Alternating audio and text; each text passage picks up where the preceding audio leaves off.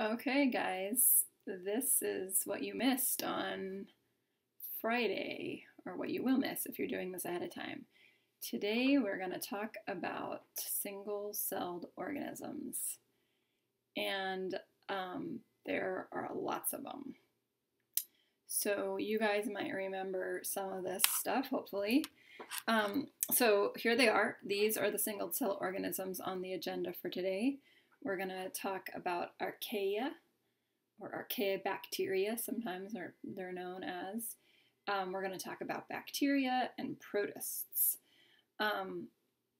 So they're all single-celled. Then the next lectures, we're going to talk about the multicellular organisms. You see down there at the bottom that little box with viruses, and so we're also going to talk about viruses and try to remember a little bit about them and figure out where we put them. Are they single cell, or are they multi-cell, or what the heck are those things? So, and I'm going to tell you, they are pretty crazy, those little viruses. So we're going to talk some about those guys as well. All right, so let's get into it. Let's talk first.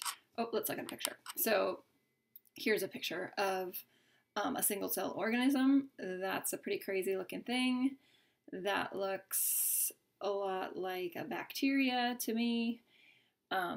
It's one cell. That's the thing. These things are kind of variable in size. They're like the bacteria are going to be way bigger than the viruses. The archaea and the bacteria are about the same size, and protists are usually pretty tiny.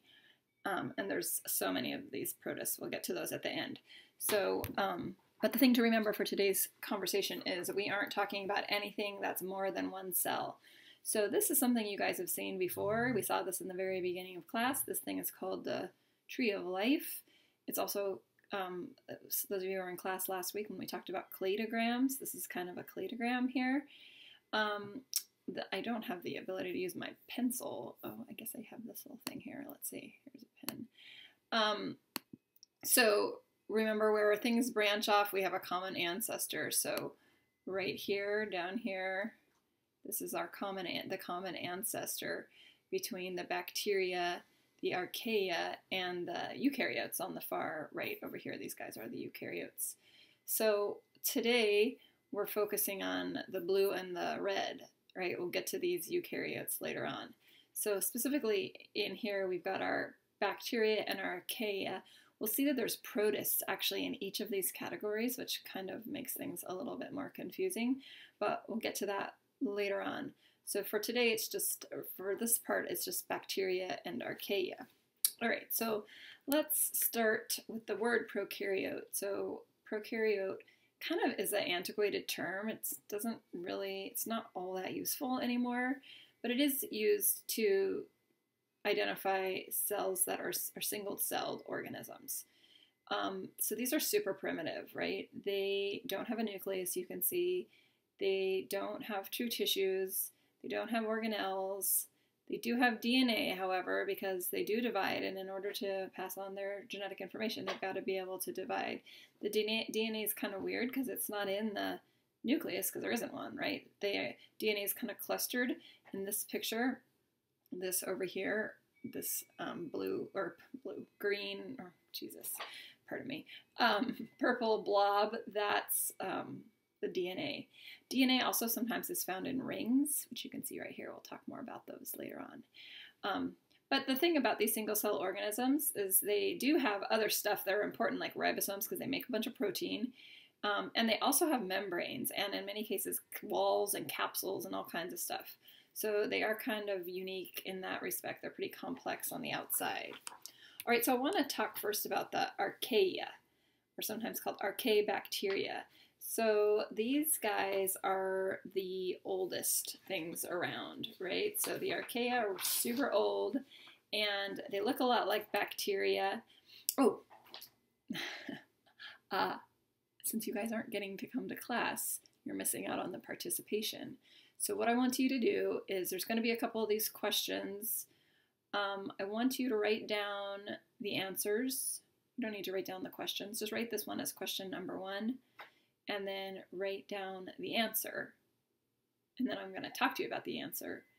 And then I'm going to explain to you what to do with these answers when we get to the end of the video, so you can get some points. Okay, so which of the prokaryotes live in the harshest environment? Now, if you watch the Bozeman videos, you know the answer to this. Are they the bacteria, for number one? Are they the viruses? Are they Archaea? Or can any of these thrive in harsh environments? What do you think? Think about that for a second.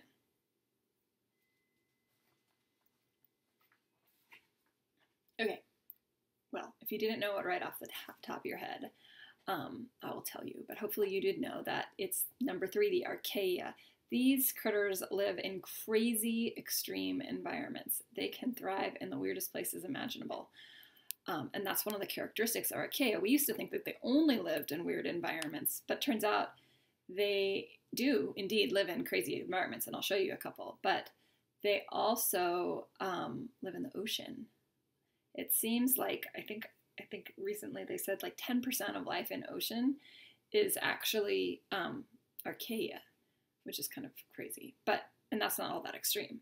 But there are a whole bunch of other really extreme, weird places that these things can live that nothing else would ever be able to thrive or survive. In terms of morphology, they look a bunch like bacteria. There's a picture of some Archaea at the top. I can't remember exactly what that is. That thing's magnified 5,000 times. So these things are small, tiny, right? These guys are really, really, really tiny. And there's not as much diversity. When we get to the bacteria conversation next, I'll tell you about some diversity. These aren't quite as diverse, but there are a fair number of them. Again, they live in really extreme environments like that thing. That thing's at, I believe, at Yellowstone. It's like a hot pot. That water is boiling, like actually seriously boiling, and you find Archaea in there. They survive in there. And partly why they survive in there is because they kind of have some strange structural stuff. So before we get into that, I want you to tell me where the genetic material is found in Archaea. Is it found in the nucleus, in the mitochondria, in the nucleoid region, or do they not have any genetic material, these Archaea? So what do you think about that? Okay, hopefully you said in the nucleoid region, because that's the right answer. So here's a picture of Archaea. So there is no nucleus because it's a prokaryote and they don't have nuclei, as we said earlier, but instead the genetic material is kind of just shoved in here in the middle, kind of all balled up. And that region where it's all kind of shoved is called the nucleoid region. You see other things in here, right? You see ribosomes, we know about those guys. You see on the Archaea, they have a plasma membrane, which is blue in that picture, and they also have a cell wall, right? So that's one of the things that makes these guys different, in addition that then they can live in super weird places, and the ocean, of course. But they're structurally different, and really what makes, I guess what we could say to make them very unique is the fact that they do have a cell wall like bacteria, but bacteria have a different type of wall. It's made out of something called peptidoglycan. The Archaea don't have that kind of cell wall. They have a cell wall in the Bozeman video, if you watch it. He said that it's made up of an S's and Sam layer, so it doesn't have any peptidoglycan. The thing that's different about the membrane, I guess, to remember is that it's more solid. And the reason that it's, and that's, part of the reason why it can live in such extreme environments is because the inside of the solid nature of the cell membrane kind of isolates the stuff inside the cell, and protects it from all those weird, like really acidic or really basic or really salty or really hot, you know, those kinds of things. So it's more or less separated from them. So the membranes are different from both bacteria and eukaryotes, and that's what allows them to live in such strange places. Okay, so I want to talk about how they actually get their energy. And there's a couple different ways, and if you watch the video, you'll know the answer to this one as well. If we have an Archaea that gets its energy from breaking down carbon dioxide, what do we call that? Do we call that a phototroph, a lithotroph, or an organotroph? what do you call an archaea that gets its energy or makes its living from breaking down carbon dioxide? What do you think about that? Well, hopefully if you watch the videos, those are all a little bit familiar to you. A phototroph is something that gets its energy from the sun, so that's not carbon dioxide. A lithotroph, however, this is what we find inside the gastrointestinal tract of cows. A lithotroph gets its energy from breaking down carbon dioxide, and they make energy from that. So that's called a lithotroph. Inside the cow, those little buggers are called methanogens. They produce methane gas as a byproduct of breaking down the carbon dioxide, which is sort of super cool, I think. An organotroph is going to be something more like what eukaryotes, like what animal cells do, and they get their energy from all kinds of stuff, right? They have to eat food and all of that. So that's kind of what an organotroph is. We'll come back to those later on. All right, so the answer to that question was a lithotroph. Okay, so as I said earlier, these archaea are found in really extreme habitats. They have all kinds of crazy enzymes that help to break stuff down, and so they can make energy out of them, essentially. So there's our methanogens, right? Those guys who use chemicals for energy, like carbon dioxide. We also see this happening in when we compost, or in this case, in a dump. Right? So basically when you're composting, the energy that's harnessed is the energy that's released from the breaking down the organic material. Phototrophs get their energy from the sun. These archaea that are phototrophs are known as halophiles. Let's see, there's a picture of a halophile. Those are many of them. This other one are the thermophiles. Those are the ones that break down organic materials for energy. Those are the ones that you'll find in that boiling, crazy hot place there in Yellowstone. Those archaea are called thermophiles. So there's all kinds of different ones, right? So far, the things to remember about the archaea is they're protists. They don't have a nucleus. Their DNA is in the nucleoid region. They have a more solid cell wall that allows them to live in all these really weird places. They also are pretty abundant in the ocean. And they are, what was I going to say? I lost the last little bit I was going to say. Can't remember. Anyway, those are archaea. They're ancient. They're the oldest ones. Like, we're going back like billions of years here for the archaea. Okay, so let's talk about reproduction, how they reproduce. They reproduce just like bacteria. You can see by that process called binary fission, where they just basically divide, replicate like crazy. And they live everywhere. So here's some pictures of this cutie cow full of methanogens, right? It's inside the gut of the cow. Oh, these guys are cool. These are termites, which termites are interesting because inside their guts, of course, they're not archaea because they're definitely more than one cell, clearly. But inside their gut, they have archaea, also just like the cow. And they have, the archaea in there, they have enzymes that help them to digest wood, of all things. Like, that wood is not something that most anything could digest. We certainly can't eat wood. We can't do anything with wood.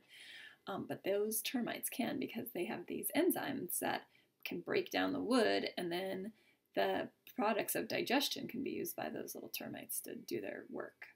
Anyway, they're super cool.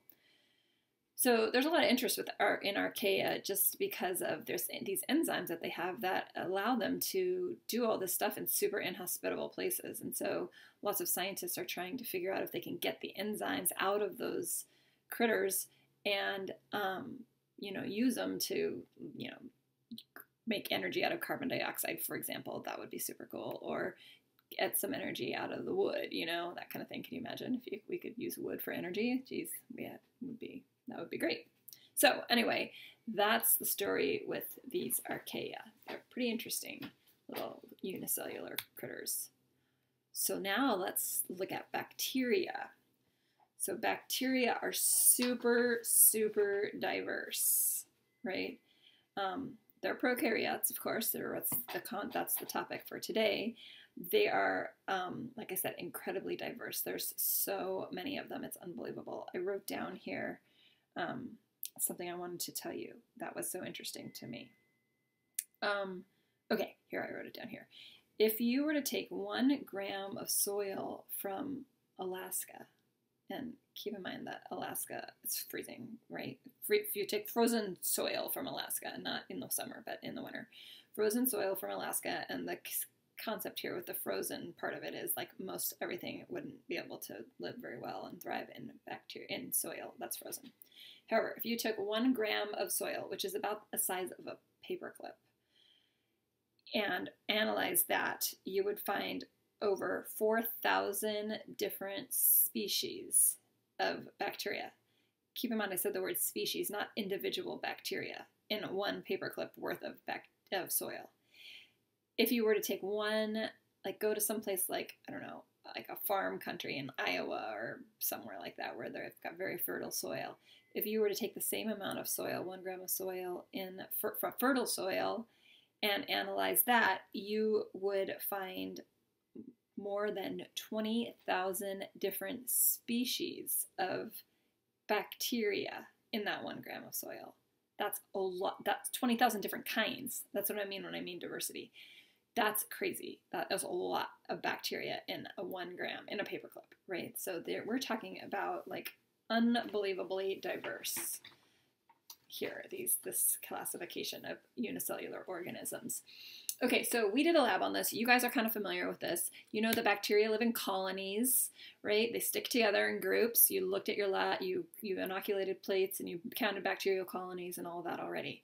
And so you know that we usually identify bacteria by the type of colony that it forms and also the shape and or structure. So here's just an example of 3 different sorts of shapes. On the left, you see the cocci. Those ones tend to be kind of round. Like that's where the streptococci comes in. They're round. Sometimes you can find 1 that would just be called a cocci. You could find 2 that would be diplococci. You know, you can find a whole bunch of them, right? So they kind of cluster together. In the middle here, these guys, these are kind of capsule shapes. They say that they're rod shaped, but I think they kind of look more like capsules. These are super cute bacteria.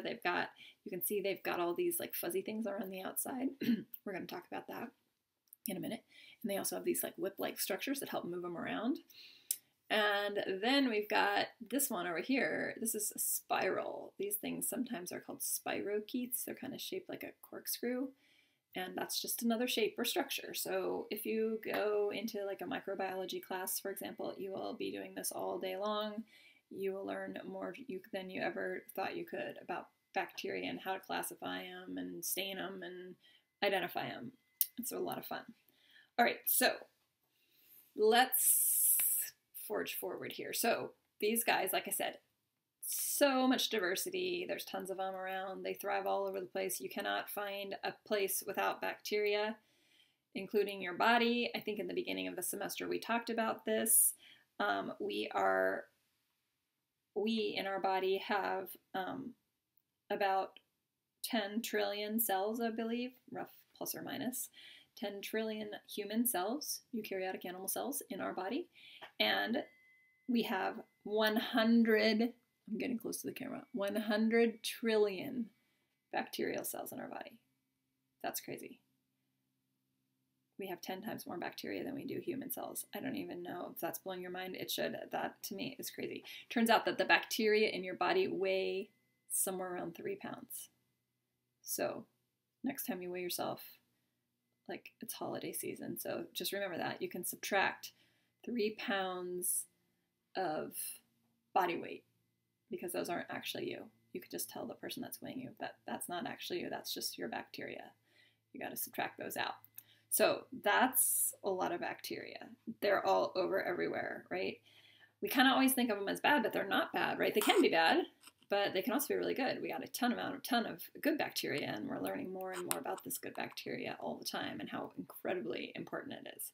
But just if you get like an overgrowth of a nasty one, or you kill the good ones and have the nasty ones left over, they can actually be quite harmful as well. So, let's see here. Let me go back. What am I talking about here? Oh, here's a picture of soil bacteria right in the soil here. So these guys are breaking down stuff and taking that nitrogenous waste, breaking it down, or nitrogen, fixing nitrogen, producing a nitrogenous waste, and that's being taken up by the plants, right? So they're all over the place. They can be good, they can be bad,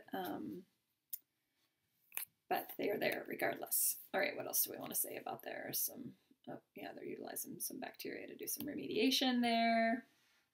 Oh, this is a spirochete. This is a nasty bugger. So this is the guy, this disgusting thing, which I disliked intensely, these ticks. This is a deer tick.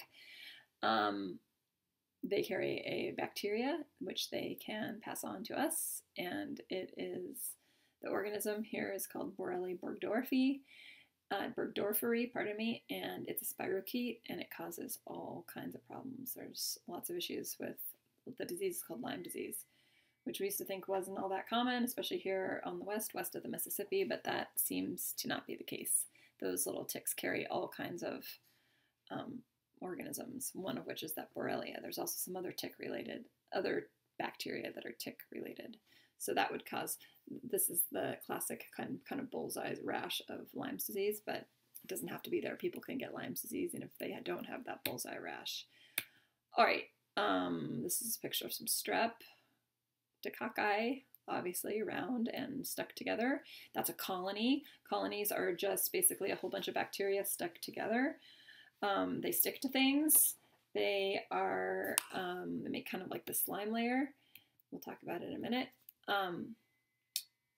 Yeah, so it's really about how much good or bad bacteria you have. That's what it all comes down to. It's the collective impact, and that's pretty major. All right, in bacteria, where do we find the DNA, right? Oh, pardon me, a loop of DNA found free in bacteria. Sorry, that was not the right question. What is a loop of DNA found free in bacteria called? Is it a chromatin? Is it a plasmid, a nucleoid, or is there no such thing as a loop of DNA? I just made that up. What do you think? Write that answer down.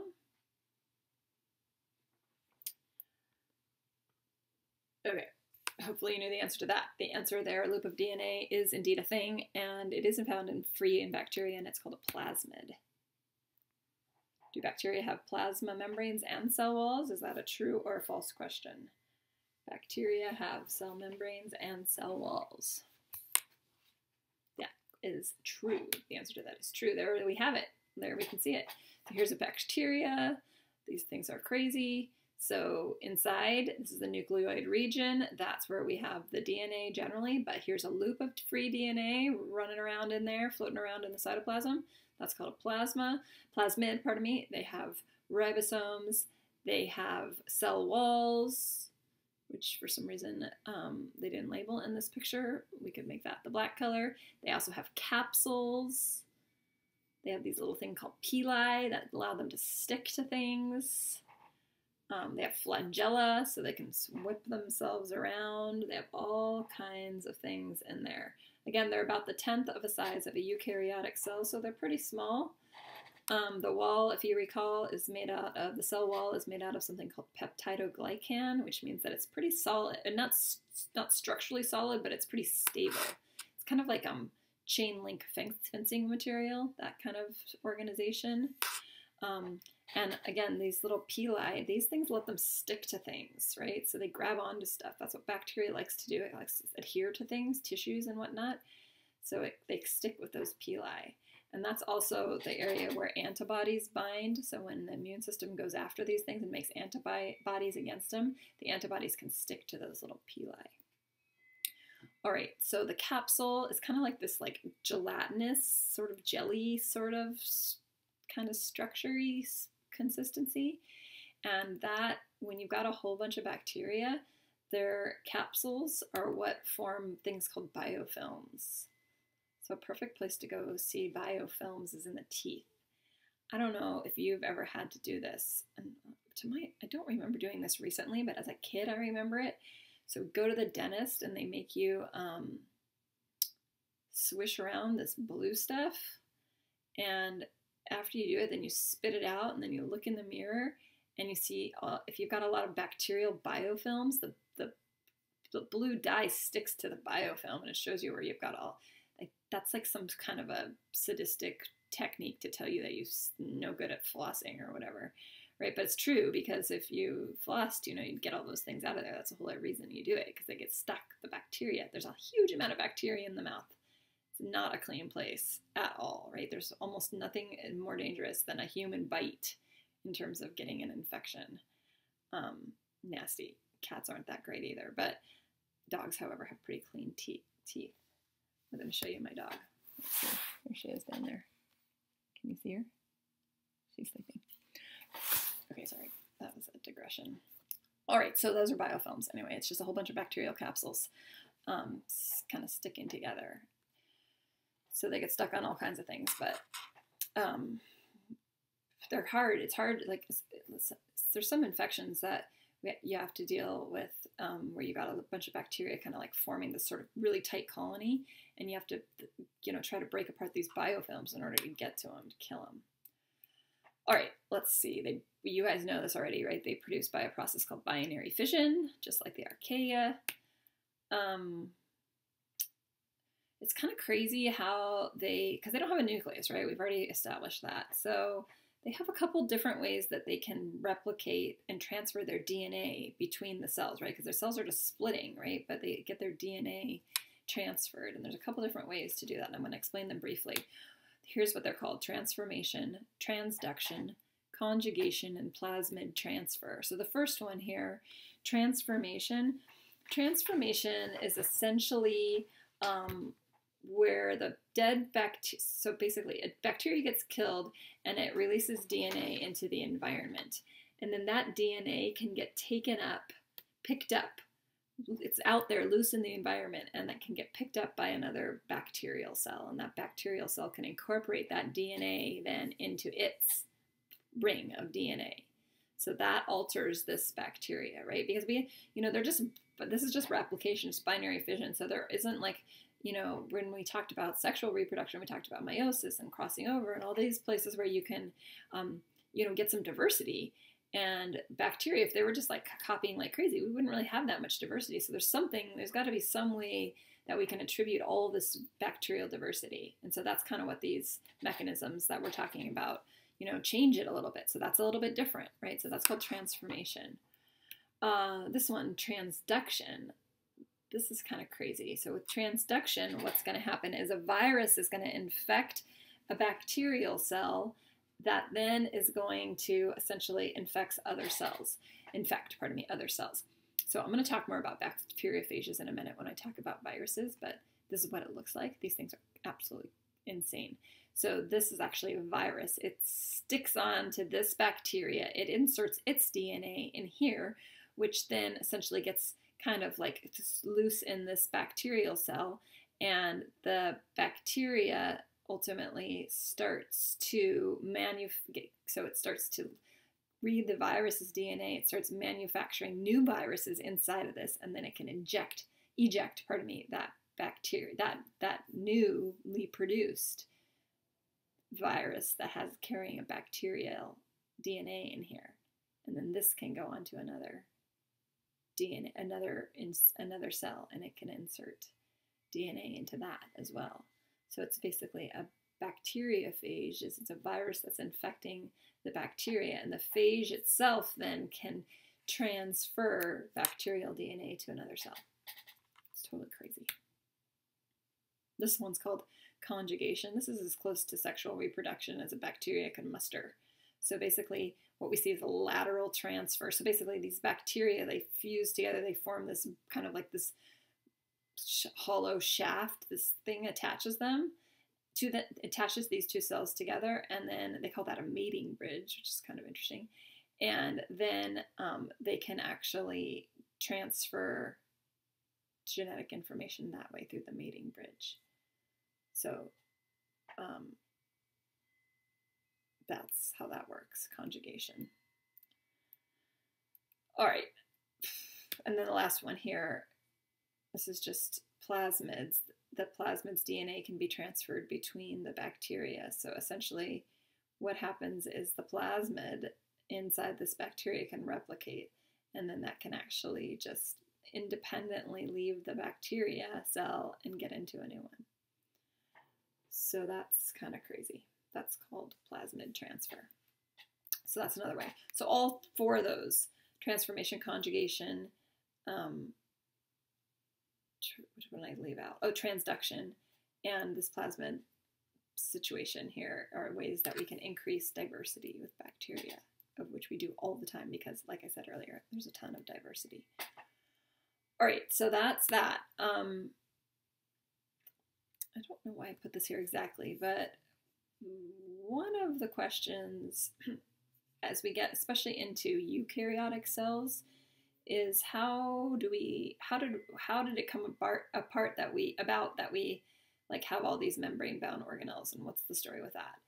And it seems like so there's this theory of what they call endosymbiosis. We may have talked about this earlier in the semester, where essentially, I guess why I'm thinking about it here is because sometimes like a bacteria will, get something in there that wasn't theirs, and then they sort of just like keep it, right? They don't want to give it up, so they just kind of incorporate it in there. And so that's how this sort of all started, this theory of endosymbiosis. If I remember correctly,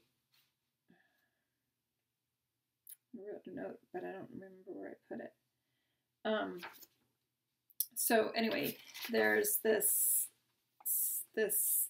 idea that ultimately what ended up happening is that the mitochondria and chloroplasts are the two organelles that seem like they actually evolved from prokaryotes, right? So they evolved from small free-living prokaryotes that were essentially engulfed by another prokaryotic cell, much like what we just saw with that plasmid transfer. So basically, these early primitive prokaryotes got engulfed by another cell, and then they ultimately differentiated into becoming our mitochondria for energy production and our chloroplasts also for energy production. So that's this thing called endosymbiosis, which we're going to come back to a little bit, I think, when we do the protists. Okay. So let's finish talking about viruses. These things, you want to talk about tiny, wholly tiny. These things are tiny, tiny, tiny. Viruses are about a tenth of the size or smaller than bacteria, right? These things are super, super small. And they're crazy. They've got these super weird shapes, right? So we're going to kind of come back to this in a minute. But they've got nucleic acid inside.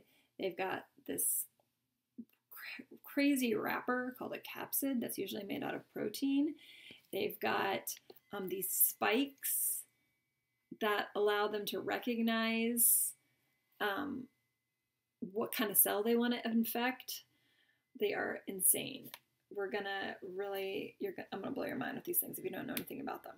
Okay, but before I do that, I want to ask you one last question. There might be another one, but I think this might be it. How do viruses replicate? Mitosis, meiosis, binary fission, or neither? They can't replicate on their own. The answer here is neither. They cannot replicate on their own. They are obligate intracellular parasites, which means they have to infect another